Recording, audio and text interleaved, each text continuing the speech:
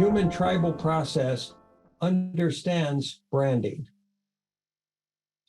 They're used to branding. That's their mode of interpreting, making decisions, validating or invalidating, supposedly assessing the quality of any organizational process and or the utility of the organization or the dynamics of the organization.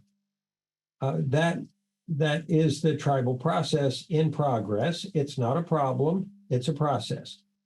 And none of it need ever be taken personally by any of us. And we would suggest not taking any of it personally. And so we've heard a lot of different things over the past 3 years, expectational things. You're too white.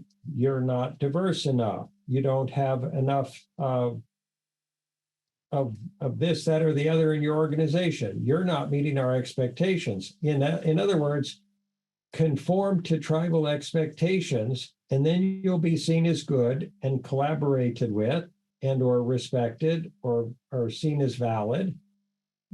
And those, if any of those are taken personally, then we'll simply go into a fear reaction mode of feeling we haven't met the expectations of the collective, that we're doing it wrong, that we're not good people, that we're somehow bad, that we need to change to meet their expectations and conform to them. And supposedly someday, if we jump through enough of the hoops that they present and keep ourselves busy just doing that, that then we'll be respected and accepted and be a success as an organization, and we'll be able to get our job done, supposedly because we met the expectations of the tribe that doesn't want to change, doesn't know how to change, lives in duality, right, wrong, good, bad, safe, unsafe, judgmentalness, feeding dynamics, fear, and doesn't have a clue how to solve the climate crisis as of yet. So if we conform to that, we become frozen or stuck in the tar or the amber of that, or the honey of that. We become the flies stuck in the honey without intending to, of course. So is it optimal to observe all of these dynamics without any fear or stress or trepidation at all? No fear of rejection, no fear of abandonment, no fear of criticism. Learn from every one of them and be able to voice. We'll do a poor metaphor here. Have you seen spy movies where one spy wants to know whether the other spy is trustworthy? So they have a secret password. The cow jumped over the moon on Saturday is the secret passcode. And then the other spy is supposed to say, and yes, and then it flew across the ocean. And as long as those secret passwords match up, the spies can trust each other.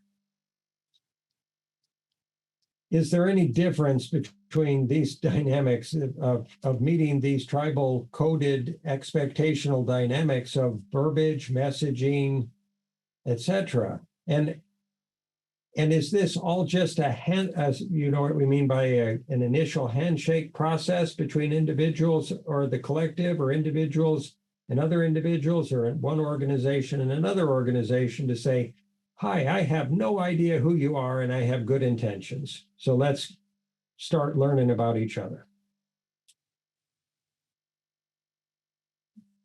Yeah, so there won't be a right way to go about that, and there won't be a wrong way, and there won't be a way that completely satisfies anybody in every dimension of their being.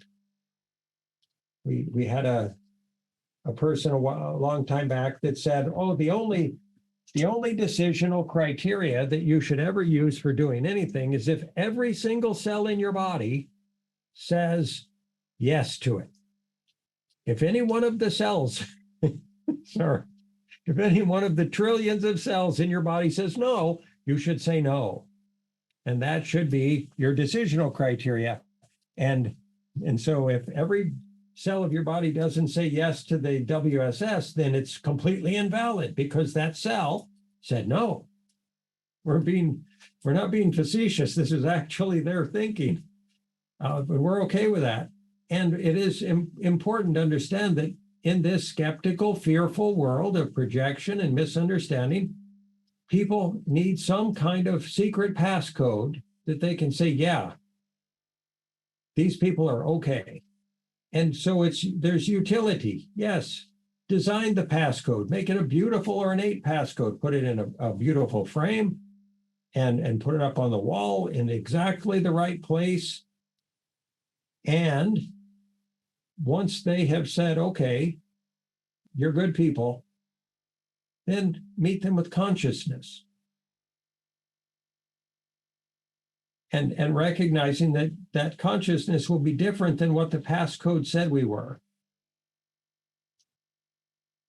Oh no, you said you were an organization that was a conscious community.